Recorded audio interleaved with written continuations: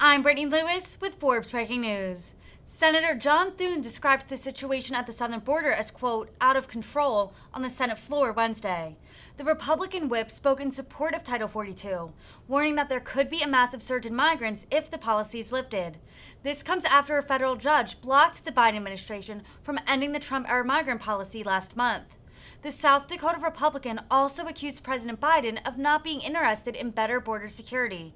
Listen in for his full remarks. Mr. President, 3 weeks ago, a federal judge blocked the Biden administration from lifting Title 42 COVID restrictions.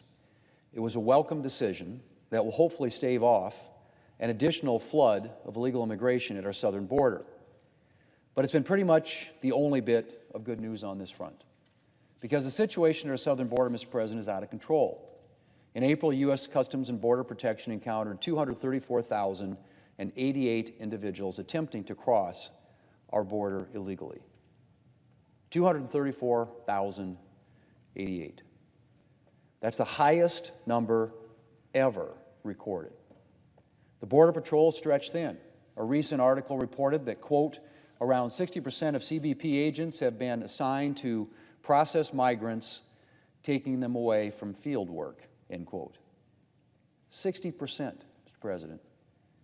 Detention facilities are overflowing, and massive numbers of illegal immigrants are being released into the country, many of whom will never report to an immigration office as ordered.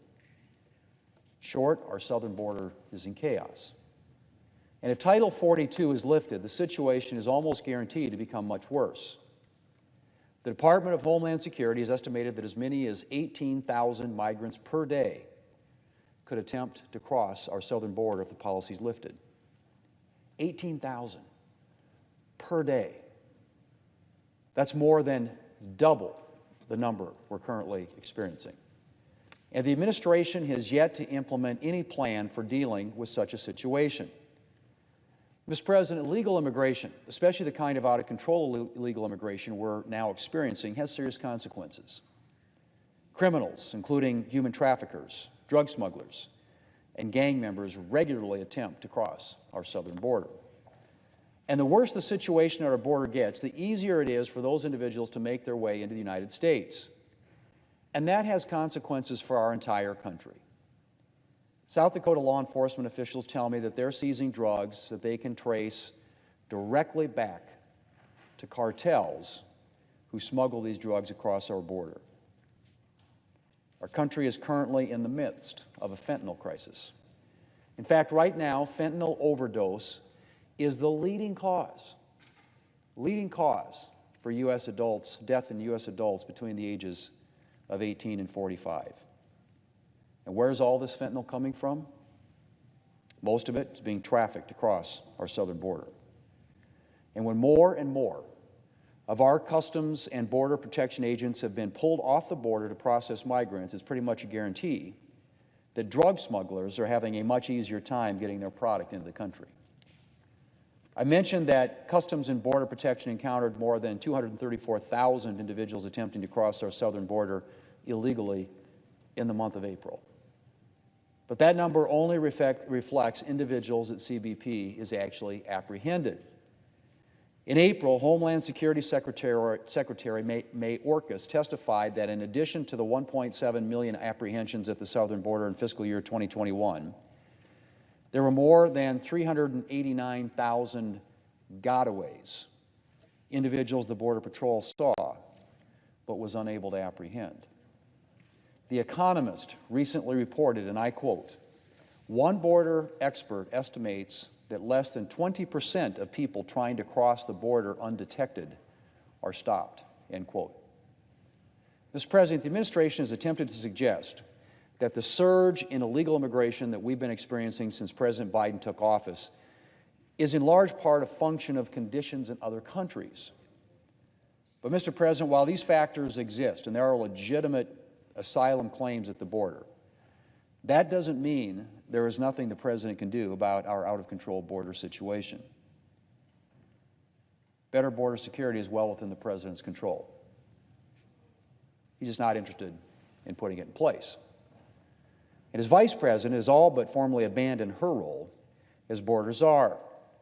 In fact, since taking office, the President has invited increased illegal immigration with the policy decisions that he's made.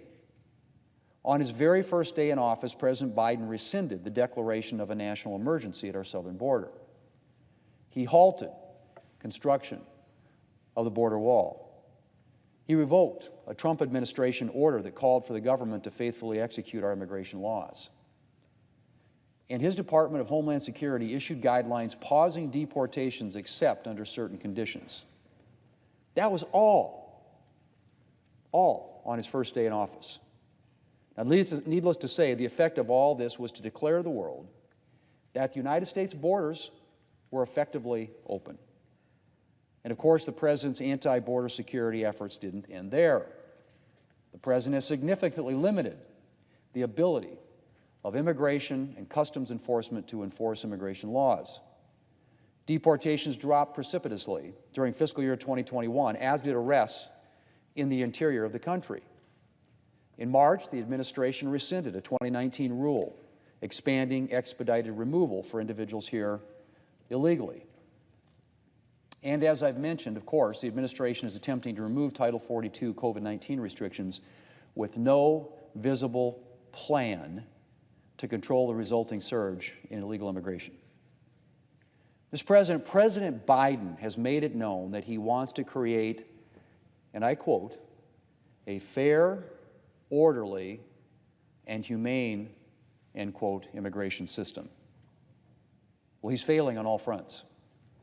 I don't need to tell anyone that the situation at the southern border right now is far from orderly, but it's also not humane.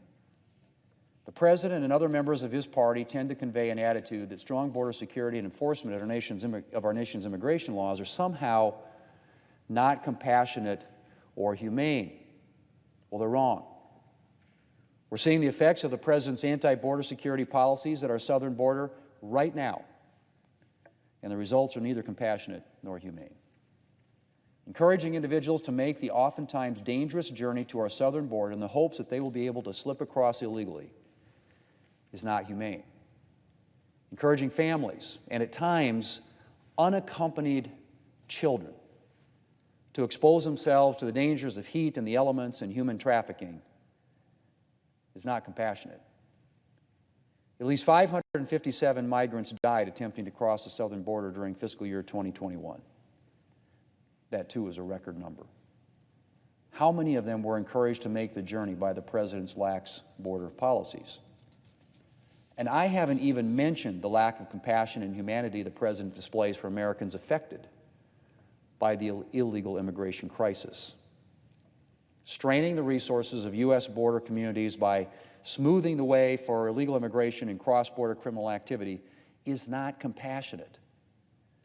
Making it easier for cartels to flood our nation with fentanyl is not humane. Mr. President, the President of the United States, any president, has a special responsibility for our nation's security, and that includes securing our nation's border. So far, President Biden has spectacularly failed to meet that responsibility. This week, a caravan of thousands has reportedly started working its way north through Mexico, aligning with the Summit of the Americas. It's long past time for the President to get serious about the border crisis that he has created. And this summit could be an opportunity for him to finally take action. I hope that he'll reverse his current course before his administration's signature accomplishment ends up being a legacy of chaos at our southern border. Mr. President, I yield the floor, and I suggest the absence of a quorum. Clerk will call the roll.